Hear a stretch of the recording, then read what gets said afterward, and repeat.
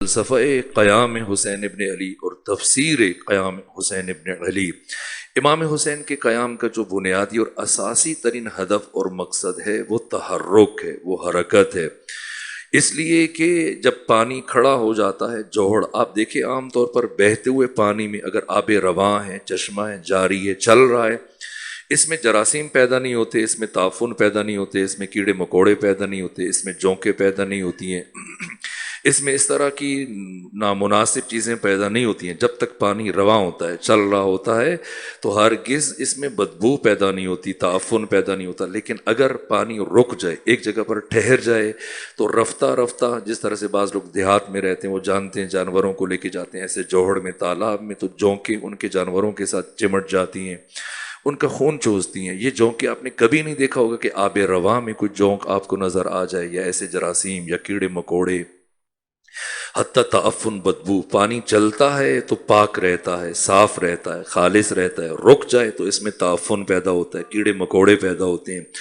اساسی ترین مقصد جس کی طرف مرحوم اقبال نے بھی اشارہ کیا کہ خدا تجھے کسی طوفان سے آشنا کر دے کہ تیرے بحر کی موجوں میں اضطراب نہیں ہوا۔ یہ آخر کیا ہوا کہ جس مسند پر ختمی مرتبت بیٹھتے تھے، اسی ممبر پر صرف 50 سال گزرنے کے بعد ایک غلیظ ترین، کثیف ترین، نجس ترین، پلید ترین جرثومہ بنام یزید ابن معاویہ ابن ابو سفیان ابن حرب ابن امیہ رینگتا ہوا وہاں تک پہنچا ہے۔ یہ جرثومہ بنا کیسے ہے؟ اور اس طرح کے اور بہت سارے اسی قبیلے کے اور جراثیم اور جونکیں، کوئی شمر ابن ذیلجوشن ہے، کوئی عمر بن حجاج زبیدی ہے، کوئی شبس ابن ربعی ہے، کوئی اشعث بن قیس کندی ہے، کوئی قیس بن اشعث بن قیس ہے، کوئی اسی طرح سے محمد بن اشعث ہے۔ تو یہ رفاع بن شداد، جی افراد کہاں سے بنے ہیں؟ یہ جونکیں اس لیے کہ اسلامی معاشرہ جمود کا شکار ہوا، رکود کا شکار ہوا، اس ٹھہراؤ کی وجہ سے، جمود کی وجہ سے ایسے ناپاک جرثومے بنے، اور پھر تعفن اٹھا، بدبو اٹھی، اور پورا اسلامی معاشرہ آلودہ ہوا، کثیف ہوا۔ اب اسے تحرک دینے کے لیے ناگزیر ہے، اگر تالاب چھوٹا ہو، آپ کنکری ماریں گے تب بھی اس میں ایک ارتعاش پیدا ہوگا، لہریں پیدا ہوں گی۔ لیکن جب یہ جمود پورے اسلامی معاشرے میں پھیل جائے، فرض کر لیجیے جس طرح سے بحر القاہل ہے، بحر اوقیانوس ہے، اتنے بڑے سمندر میں اگر رکود آ جائے تو یہ بہت خطرناک ہے۔ یہاں کیسے کیسے جراثیم بنے، کیسی کیسی مصیبتیں پیدا ہوں۔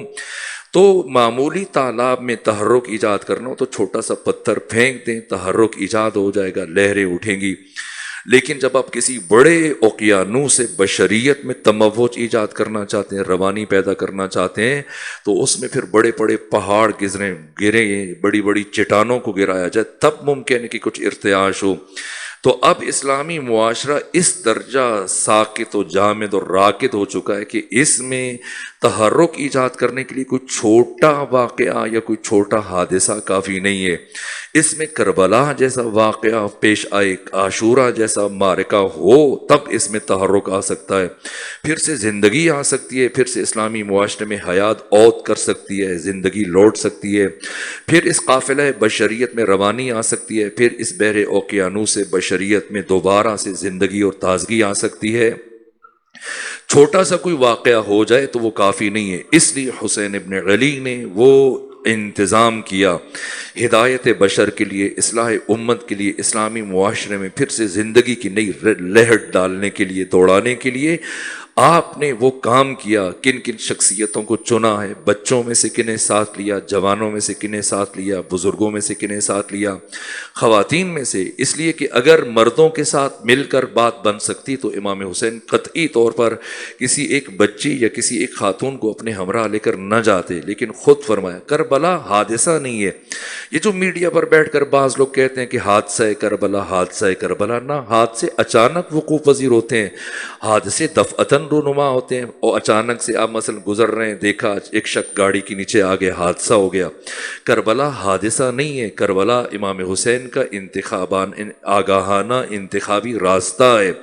ازل سے یہ دن حسین کے لیے چنا گیا، اور خدا نے چنا ہے، پیغمبر نے بتایا، علی نے بتایا۔ حتیٰ جنگ صفین سے واپسی کے موقع پر جب علی ابن ابی طالب علیہ السلام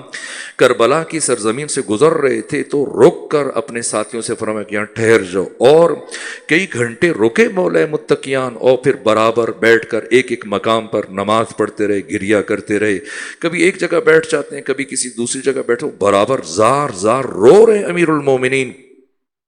یہاں تک کہ حبر الامہ عبداللہ ابن عباس آگے بڑھے، کہا یا امیر المومنین کیا بات ہے، آپ برابر گریا کر رہے ہیں، کبھی ہم نے آپ کی کیفیت اس طرح سے نہیں دیکھی ہے، اتنا منقلب نہیں دیکھا کہ آپ رو رہے ہیں، نمازیں پڑھے جا رہے ہیں اور مختلف جگہوں پر، کیا وجہ ہے؟ تو حضرت نے فرمایا ہا ہونا مسارع العشاق، یہ عاشقوں کے اترنے کی جگہ ہے. یہاں پر میرا حسین شہید ہوگا، یہاں پر میرا عباس شہید ہوگا، یہاں پر میرا علی اکبر شہید ہوگا. یہ دن ازل سے طے ہے. اور عظیم الشان عالم دین اہل تسنن میں سے دنیا حدیث کا بہت بڑا نام امام طبرانی، جن کی ولادت 260 ہجری میں ہوئی اور جن کی وفات 360 ہجری میں ہوئی، 100 سال زندگی گزارنے والے امام اہل سنت امام طبرانی نے وہ روایات جمع کی اور بیان کیا. خود ختمی مرتبات نے امام حسین کی شہادت کی خبر مدینے کے منبر سے بتایا اور یہ بھی بتایا کہ جو بھی تم میں سے حسین کو پائے وہ حسین کی نصرت کرے، حسین کی مدد کرے، حسین کی تائید کرے. اگر تنہا امام حسین کی شہادت سے کام بن سکتا تو امام حسین کبھی علی اکبر کو نہ لے کے جاتے. اگر علی اکبر کے ساتھ آپ کی ضرورت پوری ہوتی ہے کبھی جناب علی اصغر کو نہ لے کے جاتے. کم تر پر اکتفا کرتے، لیکن نہ جن کے بغیر کربلا بننا ممکن نہیں تھا، دین بچنا ممکن نہیں تھا، معاشرے میں پھر سے اسلامی سماج میں زندگی لے کے آنا ممکن نہیں تھا. اس لیے، اور اگر سب مرد چلے جائیں خواتین نہ جائیں، اس لیے محمد جو وضو میں مصروف تھے، تہجد کے لیے بیٹھ کر وضو کر رہے تھے نماز شب کے لیے. آپ کے چھوٹے بھائی محمد، کسی نے بتایا محمد آپ نماز شب کی تیاری کر رہے ہیں اور آپ کے بھائی حسین ابن علی مدینہ چھوڑ کر جا رہے ہیں. تو انہوں نے وضو کا برتن پھینکا اور ننگے پاؤں توڑے آئے امام حسین کے پاس. وہ دیکھا کہ تیاری ہے، اونٹوں پر خوراک بار کی جا رہی ہے، غلہ بار کیا جا رہا ہے، خیمے بار کیے جا رہے ہیں، اسی طرح سے سوار ہونے کے لیے مرد بڑھتے جا رہے ہیں، بچوں کو بٹھایا جا رہا ہے. گھبرائے، پریشان ہوئے. عرض کیا فرزند رسول یہ میں کیا دیکھ رہا ہوں؟ آپ نے رات میں فرمایا تھا کہ میں آپ کی بہت بات پر تأمل کروں گا، غور کروں گا،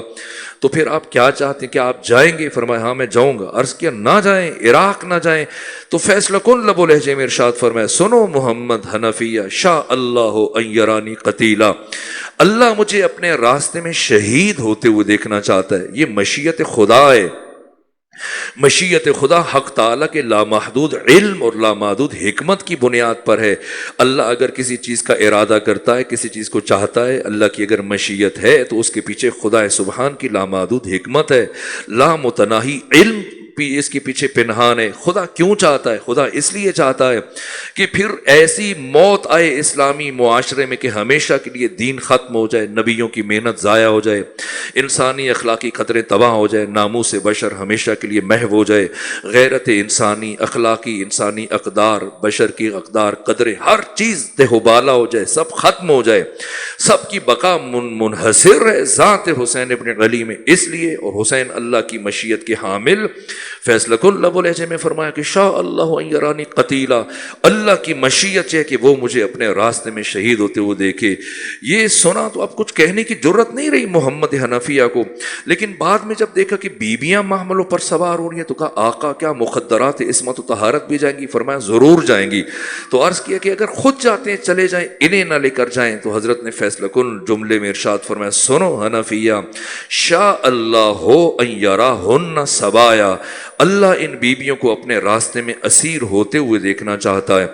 دین خدا اس وقت تک نہیں بچ سکتا جب تک زینب بنت علی کے ہاتھوں میں رسن نہ پہنائے جائیں،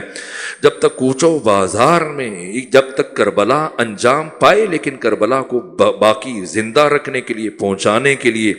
یہ پیغام بر ساتھ نہ چلے تو کربلا ضائع ہو جائے، عاشورہ ضائع ہو جائے. یہ تحرک ایجاد کرنے کے لیے حسین ابن علی مدینہ سے چلے. اور اب آپ دیکھیں کہ امام حسین نے کیا انداز اختیار کیا. اگر مدینہ سے چل رہے تو مکہ جانے کی کیا ضرورت ہے؟ پھر کوفہ کی طرف چلے جائیں. تو مکہ قیام کرنا اور ایک خاص موقع پر، کل یہ میں بات کر رہا تھا لیکن وقت کی کمی کے باعث اس کو زیادہ میں کھول نہیں پایا. امام حسین نے خاص 8 ذی الحج کا دن کیوں منتخب کیا؟ اس سے پہلے بھی جا سکتے تھے، اس کے بعد بھی جا سکتے تھے. حج نہ کرتے، 2-3 دن مکہ میں رک جاتے، جیسی حج مکمل ہوتا پھر مکہ چھوڑتے، یا اسے 4-5 دن پہلے چلے جاتے، نہ 4 مہینے 5 دن رکے، سب کو تھا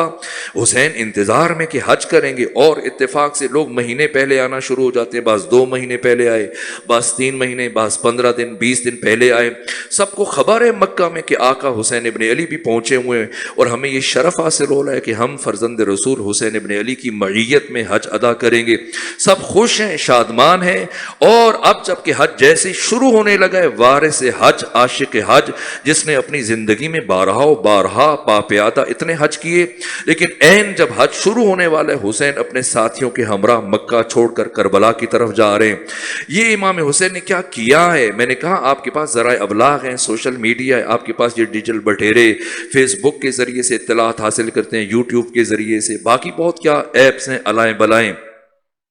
آج کے متمدن، مہذب اور مثقف معاشرے میں، آج کی تہذیب یافتہ اور مترقی دنیا میں انسان اپنی بات مختلف ذرائع سے پہنچا سکتا ہے۔ 3 بر اعظموں میں مسلمان پھیلے ہوئے ہیں، لیکن کس طرح سے کسی کو پتہ چلے؟ اس لیے کہ اتنا عجیب منصوبہ بنایا گیا تھا۔ میں نے بہت کم باتیں آپ کی خدمت میں عرض کی ہیں کہ کتنی شخصیتوں کو چن چن کے راستے سے ہٹایا گیا، بالخصوص جو مرکز تھا امیر شام کی تمام تر منصوبے کا مرکز، یہ کوفہ تھا۔ ایک طرف وہ یہ چاہ رہا تھا کہ امام حسین کوفہ آئیں اور آپ کو کوفہ میں ہی آنا چاہیے، اور دوسری طرف وہ کوفہ کو امام حسین کے لیے مقتل قرار دے رہا تھا، اور ایسا مقتل جہاں پر امام حسین بے سر و سامانی کے عالم میں، گمنامی کی حالت میں، تنہائی کی حالت میں اس طرح سے قتل ہو جائے کہ پھر آپ کا نام و نشان مٹ جائے۔ اور جو طریقہ اختیار کیا گیا وہ بہت عجیب طریقہ ہے۔ آپ کو مدینے کے گورنر سے کہا کہ حسین سے ہرگز تعرض نہ کرے، حسین کو مدینے سے نکلنے دے،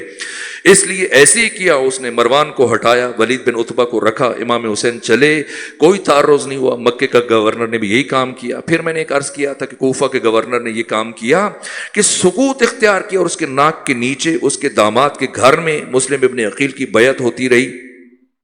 لیکن یہ سکوت اختیار رکھا گیا، جبکہ اس سے پہلے جو 5 گورنر تھے کوفہ کے، وہ چن چن کے کتنی بڑی بڑی شخصیتوں کو، آپ کے خیال میں جو 1 سال پہلے شہید ہو رہے ہیں، حضرت میثم تمار، میثم تمار کو کس بے دردی سے شہید کیا گیا کہ آپ کو شہید ہوتے ہوتے 3 دن لگ گئے۔ ایسا نہیں کہ آپ کو اس طرح سے سولی پہ چڑھا دیے، کہ طریقہ کیا ہے آپ جا کے دیکھیے، کتابوں میں دیکھیں، سولی میں اس طرح سے کہ آپ کے ہاتھ بھی کاٹے گئے اور پاؤں بھی کاٹے گئے، اور ان کو پھر باندھ دیا گیا، اور پھر خون قطروں قطروں کی شکل میں رس رہا ہے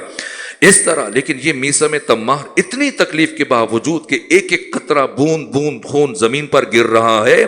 اور وہ لوگ جو علی کو بھول چکے ہیں، میثم ممبر کی بلندی سے آواز دیتے ہیں کہ او جو علی کے فضائل بھول چکے ہو، میں تمہیں بتاؤں علی کون ہے۔ یہ میثم تمار، آپ کیا سمجھتے ہیں اگر 61 ہجری میں یہ زندہ ہوتے تو کیا 72 کے ساتھ شامل نہ ہوتے؟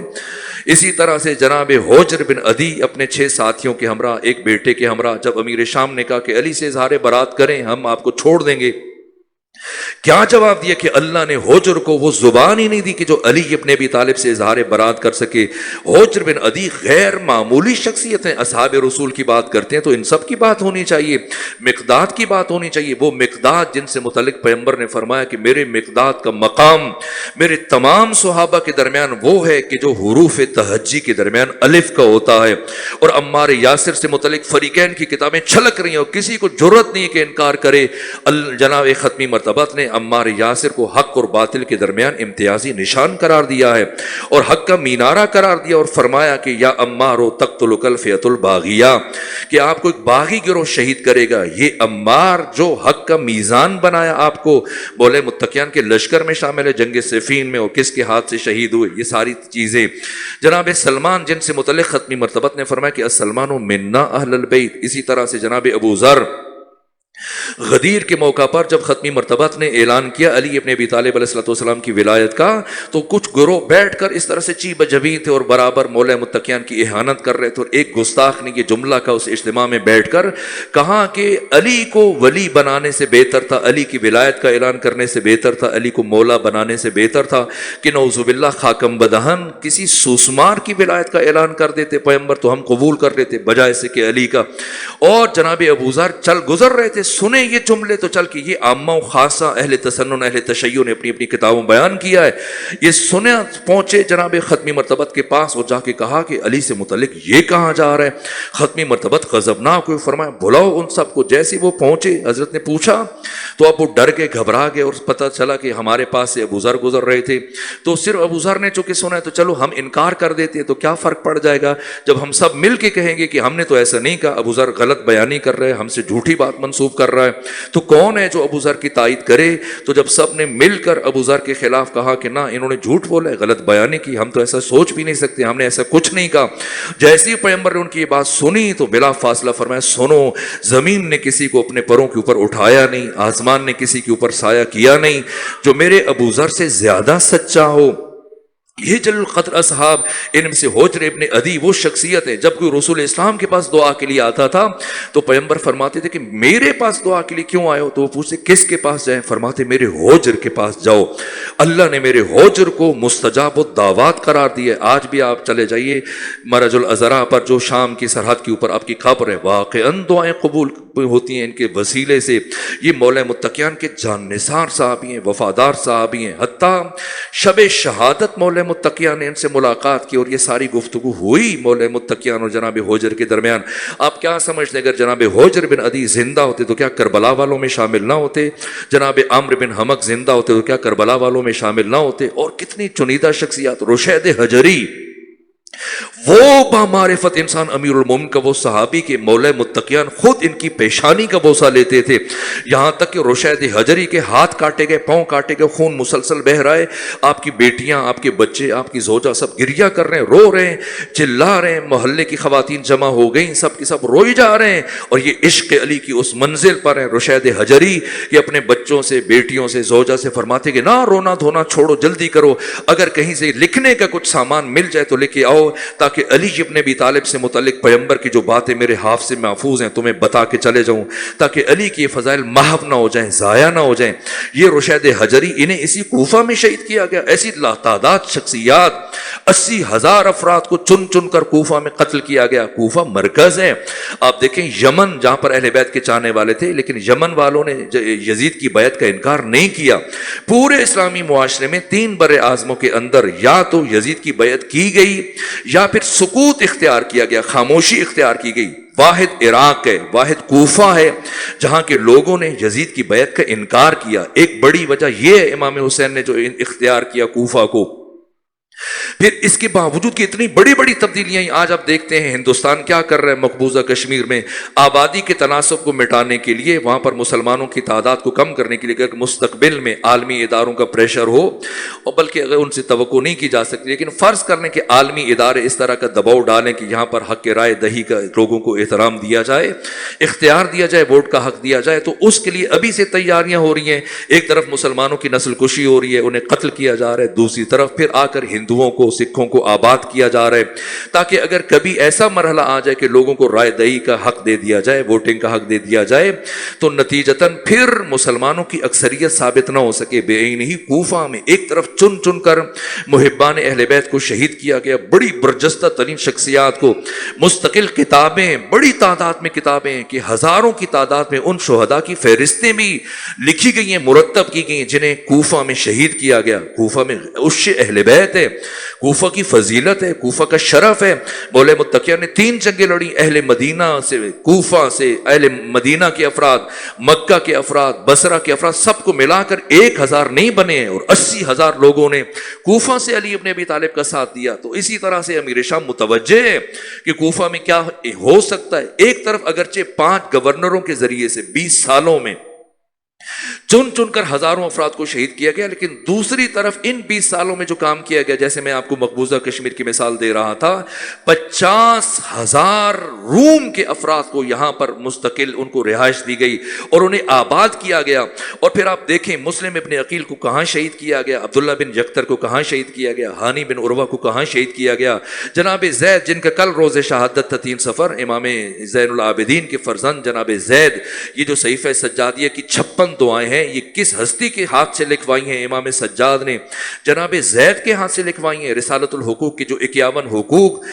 لکھوائے املا کروائے امام سجاد نے، یہ جناب زید بن علی کے ہاتھ سے۔ یہ جناب زید کی دنیا میں ان کی قبر بھی نہیں ہے، ان کو اس طرح سے شہید کرنے کے بعد 3 سال تک اس مقام پر، یہ قبیلہ بنو کناسہ کے محلے میں، یہ خوارج کا محلہ تھا، دشمنان اہل بیت کا محلہ تھا، نواسب کا محلہ تھا، یہاں تک کہ 300 گھوڑا سوار جو تیار کیے گئے تھے امام حسین، یہ پہلے سے تیاریاں تھیں امام حسین کی لاش پر گھوڑے دوڑانے کے لیے، جو 300 افراد تیار کیے گئے تھے، ان کے جو نال تیار کیے گئے تھے گھوڑوں کے سوموں پر لگانے کے لیے، یہ سارے کے سارے قبیلہ بنی کناسہ میں تیار کیے گئے تھے۔ اور بعد از شہادت حسین، بعد از عاشورہ، یہ 300 یہ جو نال تھے ان کو آویزاں کیا گیا، اور یہاں نواسب آ کر، خوارج آ کر انہیں چومتے تھے، جس طرح سے آپ تبرکات کا یہ سامنے علم کا بوسہ لیتے ہیں، دیگر تبرکات کو چومتے ہیں، اسی طرح سے اتنی اہل بیت دشمنی، علی دشمنی ہوئی، حسین دشمنی ہوئی، اتنا پروپیگنڈا ہوا، اور جناب مسلم ابن عقیل کی جو لاش کو آویزاں کیا گیا تھا اسی قبیلہ بنی کناسہ میں، اور یہاں تک کہ جو بیویوں کو گزارا گیا تھا کوفے میں کس جگہ سے گزارنا ہے، یہ جگہ معین کی گئی تھی، مومنین کے محلوں سے ہرگز نہیں گزارا گیا تھا، اگرچہ انہیں بعد میں قید کر لیا گیا تھا، زندان میں ڈال دیا گیا تھا، پھر بھی ایک امکان تھا کہ ممکن ہے جیسے عبداللہ بن عفیف اٹھے اور بھی اٹھ سکتے ہیں افراد، ایسے راہوں سے گزارا گیا، یہ صورتحال بنائی گئی۔ یہ کوفہ کی، اور کوفہ کا بہت کلیدی کردار ہے، اور ایک کوفہ کا گورنر مغیرہ بن شعبہ، جس نے امیر شام کو یزید کی ولایت عہدی کا مشورہ دیا تھا، اس کو خود امیر شام نے اور بہت سارے کام کی، ایک خود 10 افراد کو چنا، منتخب کیا شام سے، ان سے کہا کہ آج جب میں تقریر کر رہا ہوں تو میری تقریر کے دوران تم نے اٹھ کے یہ کہنا ہے کہ اپنا کوئی امیر اور جانشین معین کریں تاکہ میں یزید کی بات کر سکوں۔ ایک طرف، دوسری طرف پھر کوفہ سے مغیرہ بن شعبہ کو خط لکھا کہ تم نے 40 بڑے بڑے سرداروں کو میرے پاس بھیجنا ہے جو کوفہ سے آئیں اور میرے خطاب کے دوران اٹھ کر مجھ سے یہ خواہش کریں کہ ہمیں ہمارے حال پر نہ چھوڑ کے جائیں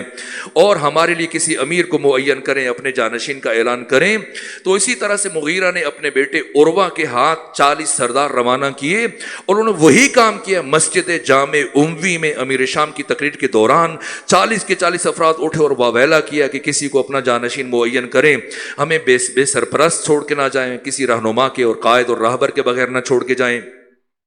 اپنے ولیعہد کا اعلان کر کے جائیں۔ تو کہا کہ اچھا بیٹھ جاؤ، میں اعلان کر دوں گا۔ اور پھر بعد میں دسترخوان پر عروہ بن مغیرہ کے ساتھ جب ملاقات ہوئی کھانا کھاتے ہوئے، تو امیر شام نے پوچھا کہ بتاؤ تمہارے باپ نے ان 40 سرداروں کا دین کتنے میں خریدا؟ تو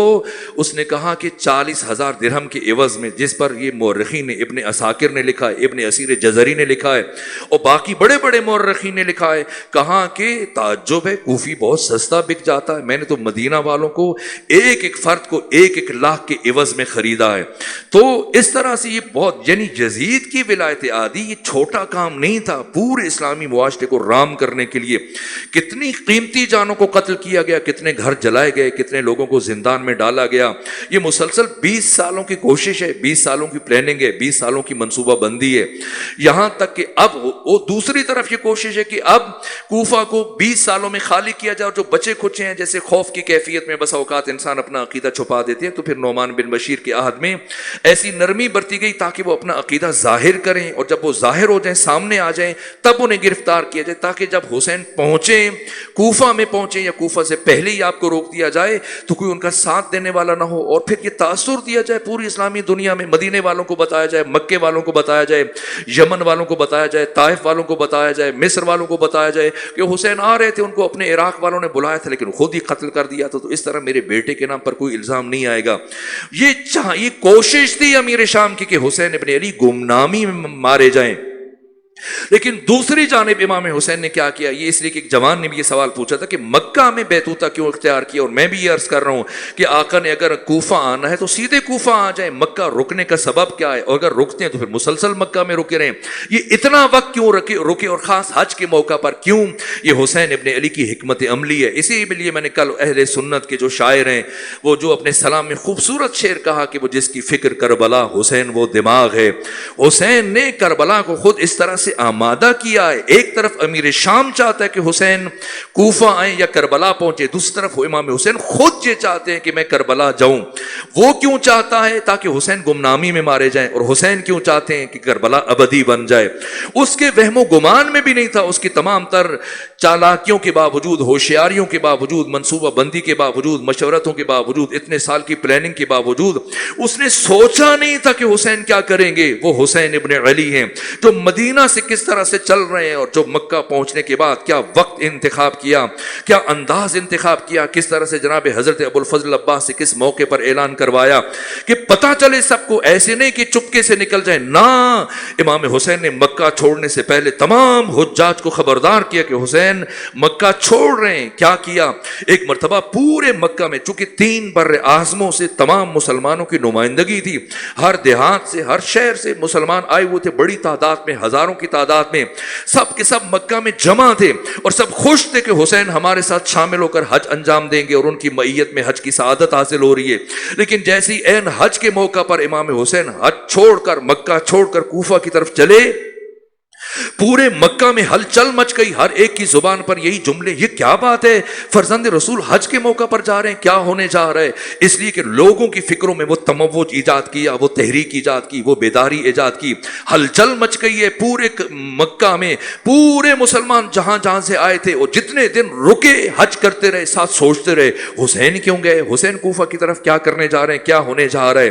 یہ ذرائع ابلاغ جو اب یہ سہولیات میسر ہیں تب نہیں تھی، لیکن تب حسین ابن علی نے کربلا کو ابدی بنانے کے لیے جو سامان فراہم کیا، یہاں تک کہ پھر یہ افراد جتنے دن مکہ میں رکے، یہی باتیں ہوتی ہیں، جب پلٹ کر اپنے اپنے شہروں میں گئے، اپنے اپنے دیہاتوں میں گئے، لوگ حاجیوں کا انتظار کر رہے ہیں، حاجی آ گئے، حاجی آ گئے، حاجی آ گئے، لیکن حاجی آگے بڑھ کے سب سے پہلی جو خبر دے رہے ہیں، لوگ پوچھتے ہیں بھئی کیسا حج رہا؟ کہ عجیب ہوا کہ حسین ابن علی حج کے لیے آئے تھے لیکن حج کیے بغیر چلے گئے۔ پورے اسلامی معاشرے میں 3 بر اعظموں کے اندر حسین ابن علی نے باشعور ذہنوں کے اندر سوال پیدا کر دیا، اور اب سب متحرک ہو کہ بالآخر ہوگا کیا؟ حسین مکہ چھوڑ کر، حج چھوڑ کر کہاں گئے، کیا کرنے کے لیے گئے، تاکہ بعد میں اگر کربلا میں جو پیش آئے وہ ایک ایک فرد جب حصے کنجکاوی اور تجسس پورے عروج پر ہو، تب باتیں جب بیان کی جاتی ہیں تو پھر پہنچتی ہیں اور وجود کا حصہ بن جاتی ہیں، روح کا حصہ بن جاتی ہیں، دل و دماغ میں اتر جاتی ہیں۔ حسین ابن علی اتنا بڑا کام کریں اور جنگل میں اس طرح سے کہ گمنامی میں کسی کو پتہ چلے نہ،